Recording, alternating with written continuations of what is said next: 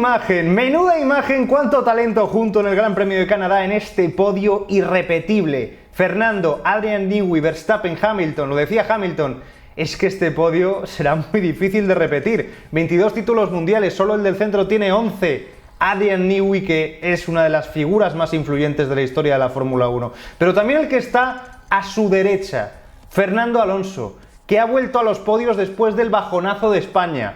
Le hacían falta mejoras como el comer a Aston Martin. Bueno, pues han llegado aquí, después del sorpaso de Mercedes en España, del bajonazo que sufrimos en el GP de España, ahora con estas mejoras que le han dado aproximadamente un medio segundo a este Aston Martin y con esa magia extra que siempre le pone Fernando, ha conseguido igualar su mejor resultado de la temporada. Segundo puesto, estuvo cerca el primero, la 33, porque Verstappen se llevó puesto un pequeño pajarito que está claro que no lo contó y que, como decía Horner, se nos quedó anclado completamente en el conducto de frenos delantero. No fue a mayores, podía haber sido muy importante teniendo en cuenta lo trascendentes que son los frenos, lo hemos visto durante la carrera en este Gran Premio de Canadá, uno de los circuitos más exigentes también en cuanto a consumo, pero nadie puede, es que al final es la suerte del campeón, es que nadie puede quitarle victorias a Verstappen este año. Triunfo que se llevó este señor, más contento con 8, uno más, un trofeo más para la colección, para llevarse a Milton Keynes por parte de Red Bull. Equipo del que tenemos que contar las cosas buenas, pero también las malas. Red Bull es un equipo que internamente huele a chamusquina. No ahora, sino ya desde hace mucho tiempo, desde el año 2010. Por eso es un equipo que a mí personalmente nunca me ha generado especial simpatía, ya tengo que confesarlo. Allá por 2010, un tal Mark Webber llegaba a la última carrera con más puntos que Vettel y, como sabéis todos, le hicieron el lío para que ganara el título su compañero. Ese piloto, Mark Webber, que para mí hizo mejor temporada que Vettel, pasó completamente al ostracismo en cuestión de 2 años. Se desvaneció entre las sombras de un equipo que siempre nos hace dudar de su limpieza, hasta el punto de que Vettel ganó las 9 últimas carreras de 2013, año en el que ganó, por cierto, 13 carreras en total, una salvajada, y Webber, sin embargo, no ganó ni una, ni una con uno de los coches más dominadores de siempre. Él, en cambio, contaba sus carreras por abandonos, por DNFs en lugar de por triunfos. Es decir, en Red Bull la balanza tiende a desequilibrarse de forma natural entre sus dos pilotos. Es posiblemente el equipo al que menos debemos presuponerle la igualdad entre sus pilotos, hasta el punto de que, como sabéis todos, Ricciardo huyó de ahí en cuanto pudo para no ser compañero de Verstappen, aunque fuera a un equipo mucho peor. Y desde entonces, Gasly, Albon, hasta que ha llegado Checo Pérez, este equipo ha sido una auténtica trituradora de pilotos. Aquí siempre hay un líder y un segundo piloto que sufre. Así fue en la época de Vettel y así está siendo en la época de Verstappen. Esto no es casualidad, estos son hechos, historia, pruebas. No hay nadie que pueda refutarlo. Yo siempre os digo, piensa mal y acertarás. No seas ingenuo en la vida y mucho menos en la Fórmula 1. Hasta ahora le había dado el beneficio de la duda a Red Bull, a estos hombres. Quizá es un bache pasajero esto que está pasando Checo, pero no. Red Bull se ha quitado la careta completamente en Canadá. Que Checo no pudiera ni siquiera acercarse a los dos Ferrari es simplemente demasiado, Y creo que Red Bull no debería tomarnos por tontos. Se acabó. Necesitamos respuestas. Pedimos que como mínimo alguien de Red Bull salga y nos explique el ritmo de Checo en Canadá. Que salga y dé la cara. Que salga y sea valiente, que salga y diga la verdad, que salga y demuestre que Red Bull no tiene absolutamente nada que esconder. Es lo que queremos. A Checo no se le ha olvidado conducir, Y ojo, no pongo como ejemplo Jeddah o Bakú, donde ganó, sino un GP donde, por ejemplo, no le fueron bien las cosas, como es el caso de Miami. En Miami, Checo tuvo capacidad de remontar, tuvo ritmo, tuvo la diferencia propia del mejor coche de la parrilla, este RB19. ¿Qué coche lleva ahora Checo Pérez? Bueno, yo me temo, seguro que vosotros también, que no lo sabemos. Para hacerlo de Miami, el piloto necesita sentirse en confianza con su coche y contar con una configuración competitiva. Red Bull ya sabemos que apostó por Verstappen desde mucho antes de la llegada de Checo Pérez y ahora el RB19 viaja en dirección totalmente opuesta en estilos y en desarrollo nuevamente. Es como un déjà vu y lo hemos vivido ya. Lo que de forma natural al final tiende a encumbrar a uno que lo está haciendo de maravilla y nadie lo discute, que es Verstappen, enhorabuena por cierto por su tercer campeonato, pero también empantana cada vez más a otro que cuenta con todo tipo de presiones además, de esto se habla poco. No olvidemos que Red Bull no busca un piloto que compita con Verstappen, de lo contrario hoy mismo tendríamos un equilibrio de desarrollo y lucha interna que no está ocurriendo. Lo que buscan es un segundo piloto que no se queje y que haga lo que pueda con lo que le dan. Eso es lo ideal para ellos. Por tanto, siento decir esto, pero creo que salvo algún tipo de error puntual o alguna pista en particular, será complicado, muy difícil volver a ver a Sergio cerca del ritmo de Max esta temporada. La configuración del RB19 evolucionado ya no cae hacia su lado, es que es inevitable. Esa balanza de la que estábamos hablando ahora se ha desnivelado ya completamente y por el contrario el subcampeonato será una meta, ojo, bastante dura de pelear para Checo Pérez. Los sábados sospechosos, los GPs de Mónaco que cambian temporadas, las alabanzas de Marco a Max, las presiones a Checo, todo eso resuena fuerte, muy fuerte, aunque no tanto como los silencios eternos de Hubert por la radio. Desgraciadamente también tenemos que acostumbrarnos a esto. Todo eso son señales de un problema que está generando a su vez otro problema, el problema emocional de Checo, la frustración que siente y una falta de confianza esencial que cada vez es más evidente para todo el mundo.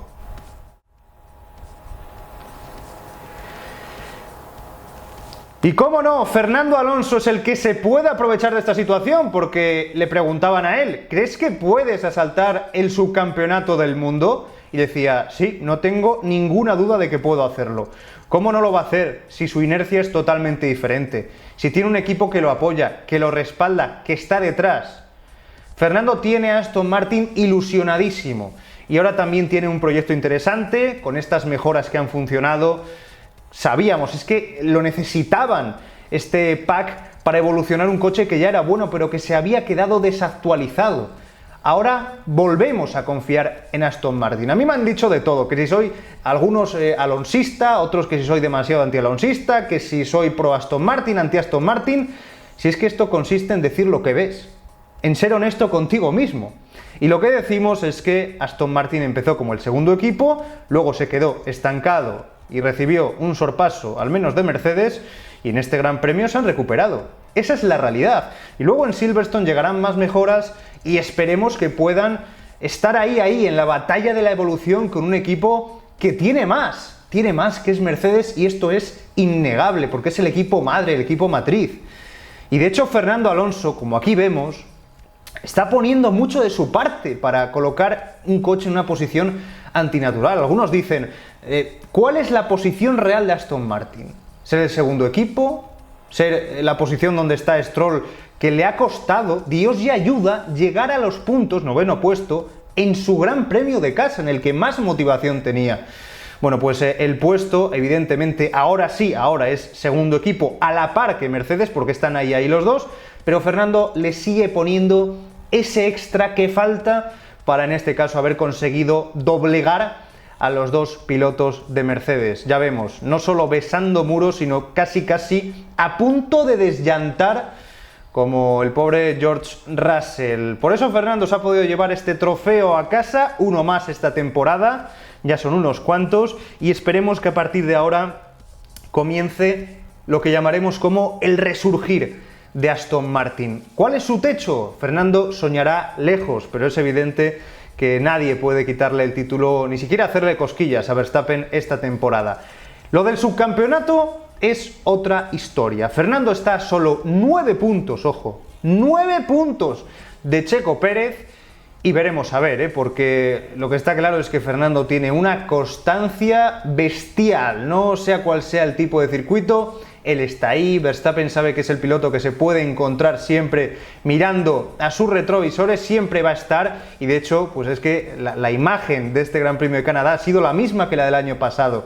Esa primera línea, Verstappen primero, Alonso segundo. El año pasado con Alpine, este año con Aston Martin. Por cierto, hay algo que seguro que no sabéis, y es que Fernando se ha convertido en este Gran Premio en el primer piloto de la historia de la Fórmula 1 en conseguir 5 primeras líneas con 5 equipos diferentes en un mismo circuito. Renault 2006, McLaren 2007, Ferrari 2011, Alpine 2022 y Aston Martin 2023. Ahí queda eso. Esto es Fernando Alonso, un piloto que sigue batiendo récords a día de hoy y que jamás va a dejar de sorprendernos. Le faltaba una cosa en esta carrera después de recibir ese adelantamiento en los primeros metros de Hamilton, y era esto: meterle una pasada increíble. La diferencia entre estos dos coches fue mínima, Haciendo el conteo, el vuelta a vuelta, mirando ritmos, y sumamos todos los ritmos de Fernando y de Hamilton, todas las vueltas, la diferencia fue de tan solo 11 milésimas, haciendo la media, Bueno, pues con una diferencia de tan solo 11 milésimas, Fernando aprovechó su momento para, en una mala vuelta de Hamilton, conseguirle adelantar, meterle este pasadón bestial que tiene mucho mérito. Yo creo que en parte Hamilton se siente un poco desplazado, entiéndase lo que voy a decir a veces, porque ya hemos escuchado en los últimos días a Verstappen diciendo: Fernando es mejor piloto que Hamilton. O sea, yo sé que mucha gente se me va a tirar encima por lo que voy a decir, pero es así. A mí Fernando me parece mejor piloto que Hamilton. Y en esta imagen también podemos verlo después de la carrera, como Verstappen siempre está un poquito más cerca de Fernando, siempre le ríe las gracias, siempre es un piloto con el que se entiende mejor, hace buenas migas. Hamilton está un poco más a lo suyo y al final sabe que el valor que está alcanzando Fernando como piloto, el respeto que se le tiene en general, es muy difícil, ¿no?, de hacer frente. Y en general, pues todo lo que tiene Fernando, porque también es un perro viejo que te puede dar un dolor de muelas en cualquier momento determinado. Fijaos aquí, sin ir más lejos, en esta especie de unsafe release, para mí no lo fue, de hecho, pero ese movimiento que luego imitó Toto Wolff en la realización, ese movimiento de volante tan agresivo de Fernando, fue un aspaviento innecesario. En el pit lane se puede competir y en este caso, pues yo creo que la salida de Hamilton fue justa, pero ni mucho menos arriesgada entre ambos. Fernando seguramente sabía que no le iban a sancionar, aunque la FIA se tomó su tiempo y de hecho la resolución llegó después del adelantamiento, cobardes que son. Fernando sabía esto, pues se las huele todas y dijo: mira, como no me lo quite en la pista de encima, no me lo voy a quitar, va a ser imposible. Esta es la realidad de un Hamilton en el que podemos confiar a día de hoy. El año pasado había muchísimas más dudas.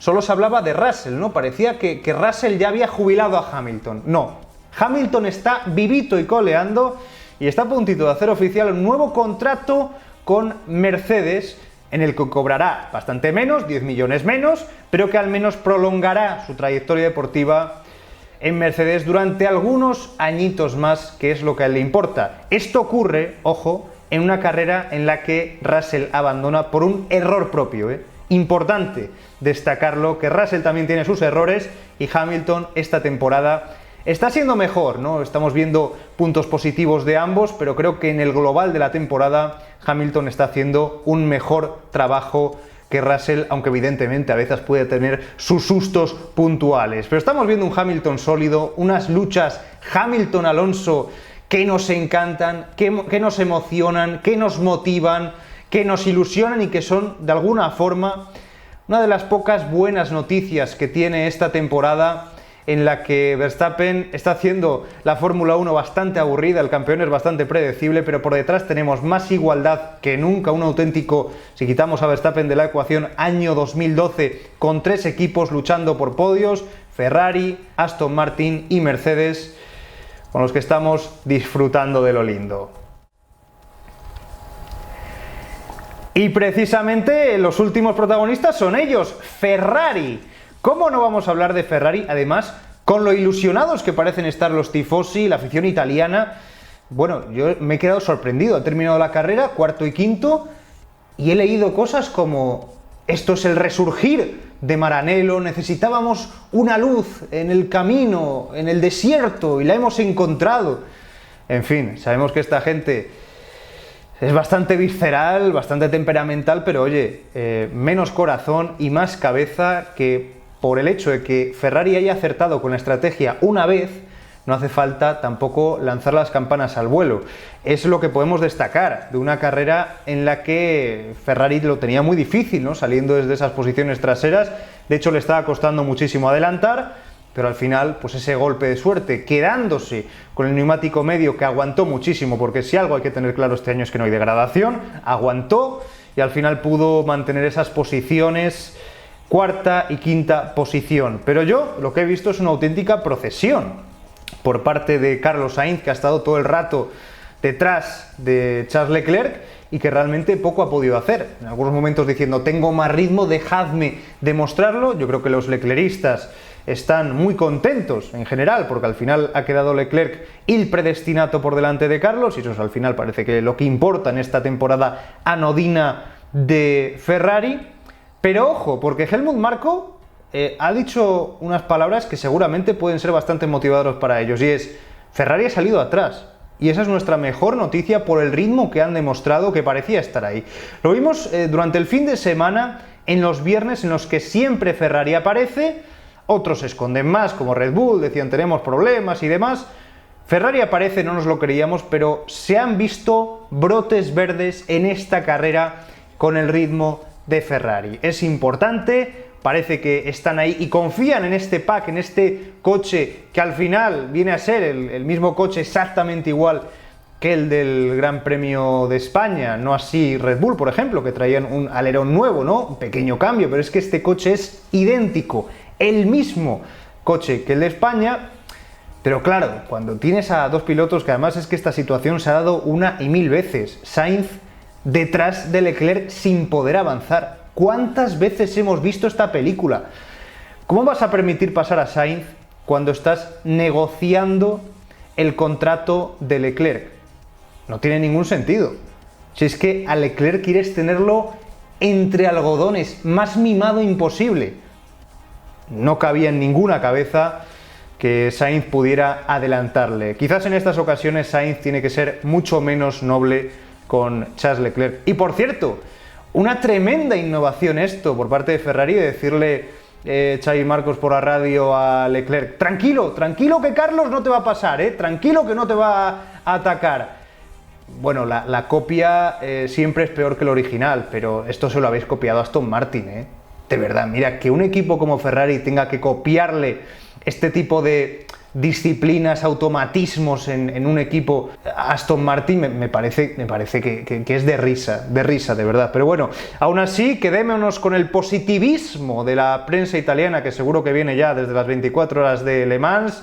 Enhorabuena, por cierto, por esa fantástica victoria de Ferrari. Preguntábamos el otro día si habría efecto Le Mans. Bueno, al menos ha habido efecto Le Mans en positivo con este cuarto y quinto puesto de Ferrari, aunque Carlos Sainz, ojo, todavía necesita un podio esta temporada. Es el único piloto de los 4 primeros equipos, junto con Lance Stroll, y eso no dice nada bueno, que todavía no ha conseguido un podio este año. Es lo que le falta a Carlos, y seguramente estar un poco más con el cuchillo entre los dientes con Charles Leclerc, aprovechando que este año parece que no se juega nada y que está siendo una temporada que pasarán sin pena ni gloria. Y ahora nos faltan 15 días hasta la próxima carrera. Falta esperar, va a ser dura la espera. Gran Premio de Austria. ¿Qué pasará ahí? ¿Tendremos por fin un ganador que no sea de Red Bull, o que no sea más concretamente Max Verstappen, con la inercia positiva de Aston, con toda la ilusión de Fernando por conseguir la 33? ¿Qué pensáis?